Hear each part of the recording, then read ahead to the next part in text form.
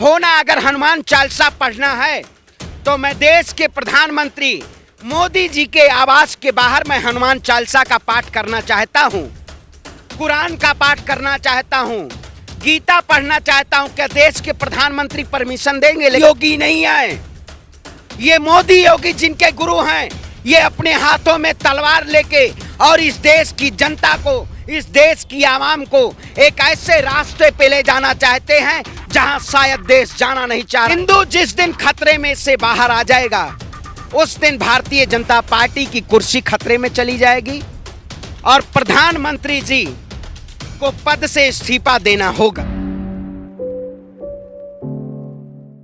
राजस्थान की घटना, मध्य प्रदेश की घटना खरगोन की, और उत्तर प्रदेश में जब जब रामनवमी का त्यौहार हो या हनुमान जयंती हो या परशुराम जयंती हो, 2 मई को जिस तरह से जारौली गेट पे एक झंडा फहराया गया, आखिर वो लोग हैं परंपरागत तरीके से वहाँ पे लाउड स्पीकर के जरिए अपनी ईद मनाते थे, लेकिन वहाँ पे जो ये शर्मसार करने वाली घटना की गई, ये कौन लोग हैं? ये वही लोग हैं जो पत्थर एक फेंक देते हैं और दंगा भड़काते हैं, हिंसा भड़काने का काम। 2 मई को परशुराम का झंडा लगाया गया। मैं भी परशुराम का वंशज हूँ, भगवान परशुराम की जयंती हम भी मनाए, हमने भी बहुत बड़े कार्यक्रम किए और आयोजन किया उस कार्यक्रम का। लेकिन उस कार्यक्रम के जरिए मैंने ये नहीं किया कि मैं किसी मुस्लिम समुदाय के मोहल्ले में जाके वहाँ एक झंडा फहराऊं या उनके धार्मिक मुद्दों में मैं खलन करूं या दखलन करूं। आपने देखा होगा जिस तरह से मंदिरों पे झंडे फहराए गए, मस्जिदों पे झंडे भगवा लगाए गए। आपने अयोध्या की भी घटना देखी होगी। अयोध्या में कुछ हिंदू समाज के लोग टोपी पहन के और कुर्ता पहन के मुस्लिम के भेष में ईदगाह के बाहर, मस्जिदों के बाहर एक ऐसे दंगा का प्रवृत्त किया गया, शायद वो भी इस देश के लिए शर्मसार है। तो ये जो लोग दंगा फैला रहे हैं ये किसी समाज से नहीं हैं, ये भारतीय जनता पार्टी एक संगठन के जरिए, आप बताइए, जय सेना, जय श्री राम सेना, हिंदू योद्धा सेना, आप बताइए, आप सेना के जरिए इस देश की अस्मिता को तोड़ना चाहते हैं, इस देश के सौहार्द को तोड़ना चाहते हैं। और जो जोधपुर की घटना जो है ये बहुत बड़ा दंगा होने से बचा है, क्योंकि भारतीय जनता पार्टी पूरे देश में आग को झोंकना चाहती है और आने वाला समय और भी खतरनाक होगा। ये ज्वालामुखी की तरह फटेगा और इस देश में जिस तरह से धर्म और संप्रदाय और जात के जरिए लोगों को लड़ाया जा रहा है, ये आने वाला समय बहुत ही खतरनाक होगा। और अजान हनुमान चालीसा का मुद्दा ये जिस तरह से अभी गरमाया हुआ है, ये भारतीय जनता पार्टी जब जब सियासत में आना चाहती है तो हिजाब का मुद्दा, अजान का मुद्दा, हनुमान चालीसा का मुद्दा, ऐसे ऐसे मुद्दे, कुरान का मुद्दा लाती है। आप बताइए महोदया, आप हिंदू समाज से आती होंगी, क्या आपको मैं कह दूं कि आप माइक पकड़ के हमसे सवाल पूछने आई हैं, मैं कहूं कि आप यहीं हनुमान चालीसा पढ़िए? अगर हनुमान चालीसा नहीं पढ़ेंगे तो आप हिंदू नहीं हैं। अगर गीता का श्लोक आपको पता है तो आप हिंदू नहीं हैं। क्या हिंदू का सर्टिफिकेट हम बांट रहे हैं?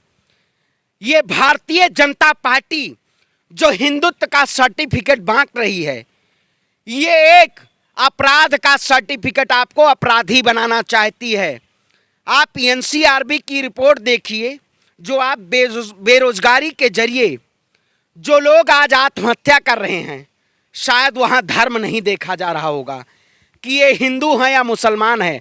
एनसीआरबी की रिपोर्ट सीधे दर्शाती है कि रोजगार न पाने की वजह से इतने लोग अपनी आत्महत्याएं किए हैं।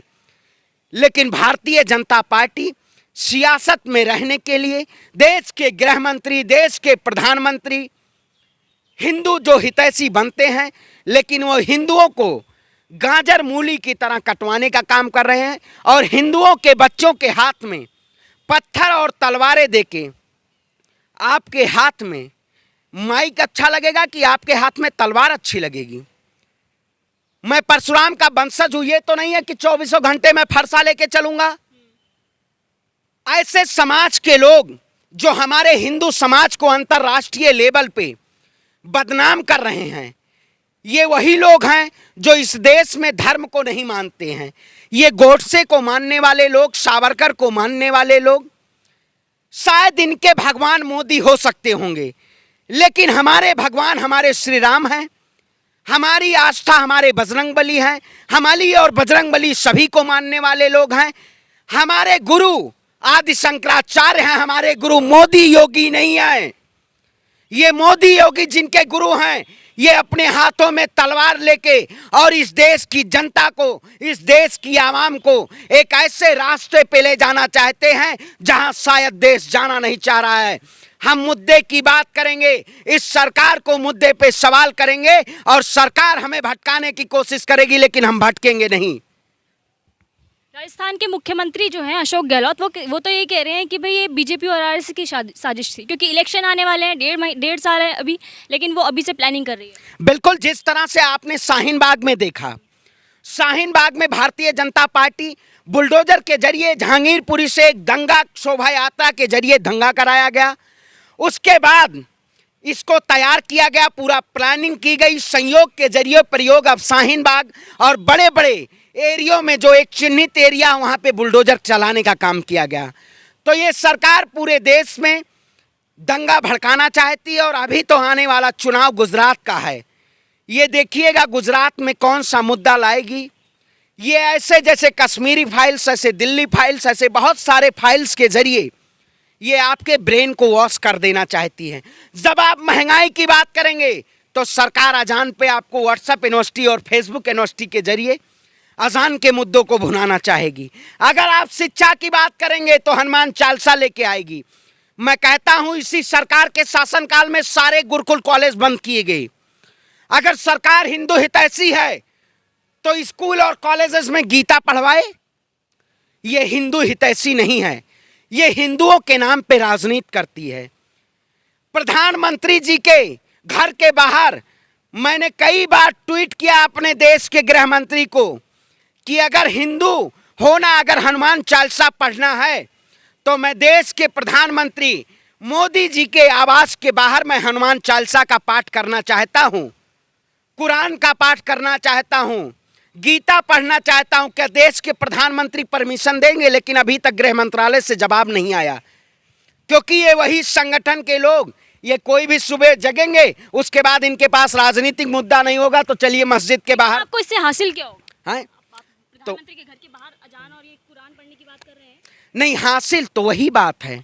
ये समझा इसलिए रहा हूं इस देश की जनता को कि जनता को समझने की जरूरत है।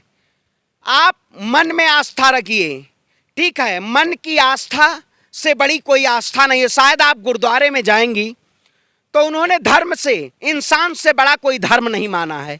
उनके पास भी कृपांग होता है, लेकिन क्या वो हमेशा लहराते रहते हैं? नहीं।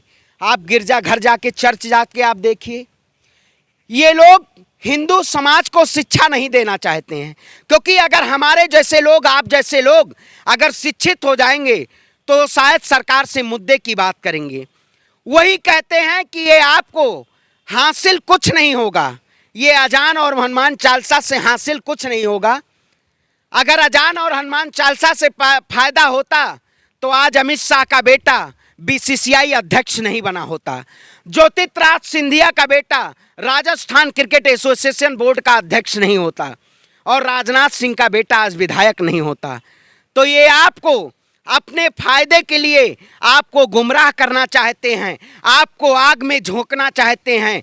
हिंदू जिस दिन खतरे में से बाहर आ जाएगा उस दिन भारतीय जनता पार्टी की कुर्सी खतरे में चली जाएगी और प्रधानमंत्री जी को पद से इस्तीफा देना होगा, क्योंकि अब देश की जनता अमन, चैन और सौहार्द चाहती है, लेकिन ये देश की जनता को तोड़ने का काम कर रही है। अब हम एक होके इस सरकार के खिलाफ आवाज उठाने का काम करेंगे और राज ठाकरे, नवनीत राणा, बजरंग मुनि, ये जैसे चोला पहनने वाले लोगों को मुंहतोड़ जबान देने का काम किया जाएगा। खबरों में बने रहने के लिए फोरम 4 को सब्सक्राइब करें और नोटिफिकेशन पाने के लिए बेल आइकन दबाएं।